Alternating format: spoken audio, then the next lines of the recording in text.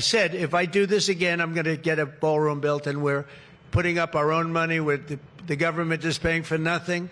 You probably hear the beautiful sound of construction to the back. You hear that sound? Oh, that's music to my ears. I love that sound. Other people don't like it. I love it. So President Trump sounding off as demolition begins on the east wing of the White House to make way for his new $250 million ballroom. Not everyone is a fan. The View was breaking out into protest song.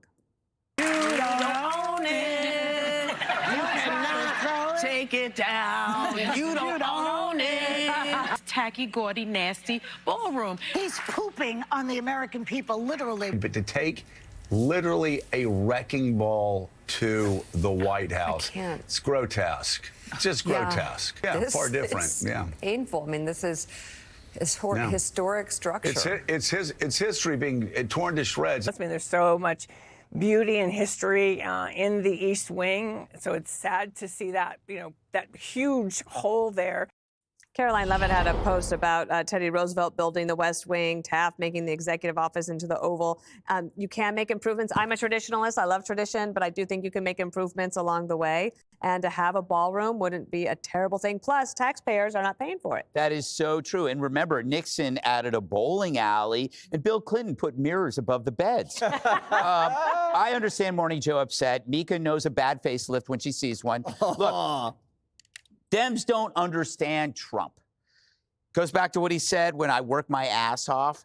He does multiple things every day. That's what he's done all his life. Democrats will say, how can you work on this redesign when we have a war in the Middle East? He says, I'm actually working on the Middle East, too. I'm also dealing with Putin and Zelensky. I got the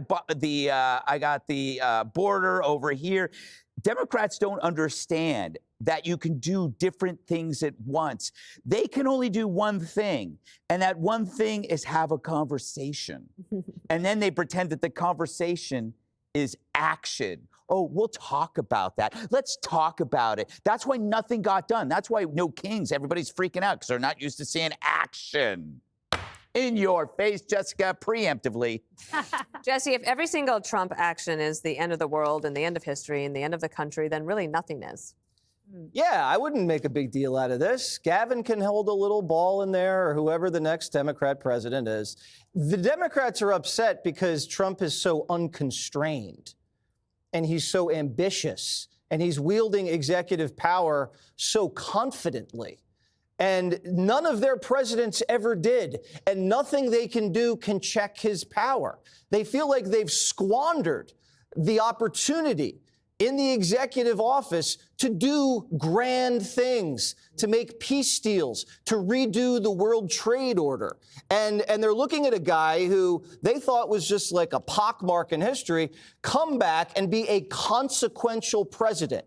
And he's so consequential, he's leaving a symbolic and physical legacy right there on the footprint of the most hallowed grounds in Washington, D.C., and they can't wrap their head around it. I was thinking, Jessica, that, for me, when I first saw the picture, I was like, oh, I love that. That's such a beautiful spot. But then I realized, one, that there can be progress, but two, for him, a site like that is like, oh, yeah, here we go. Because he's a real estate developer, and for other people, we're like, oh, my gosh, that looks horrible.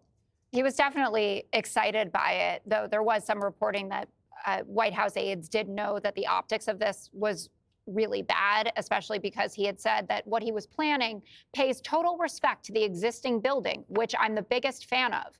That doesn't really look like total respect to the existing building. So I don't know if his construction crew got a little ahead of themselves. That's what you do. Wait, Jessica, he's working with the White House Historical Preservation Society. Yeah. He's not coming in and bombing the place and putting up the Obama Presidential Library, which is ghastly. Listen. Have you seen that thing? It's a monstrosity. Okay, at least Trump has taste. And come on. Listen, I understand that Mar-a-Lago is allegedly the height of style and panache and glitz and glam, but he turned the Rose Garden into a patio that looks like you should have chicken tenders and fries on it. Have you been there? And now I can see. No, but I you've have never not been there, so you have no idea. Okay. When I'm president, I'll have What's wrong with chicken tenders? I enjoy chicken tenders. I have a 3-year-old.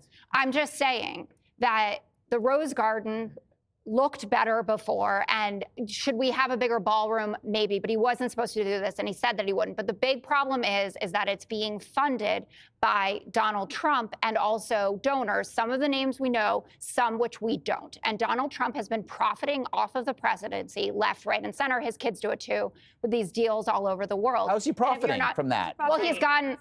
Well, it's for the White House. He is. You don't know what kind of influence he's selling by having people come there. That's what happens at Mar-a-Lago too. It happened at Trump International. So he should have taxpayers pay for it. Yes. The crypto. No, he shouldn't do it. Or then he can't do it.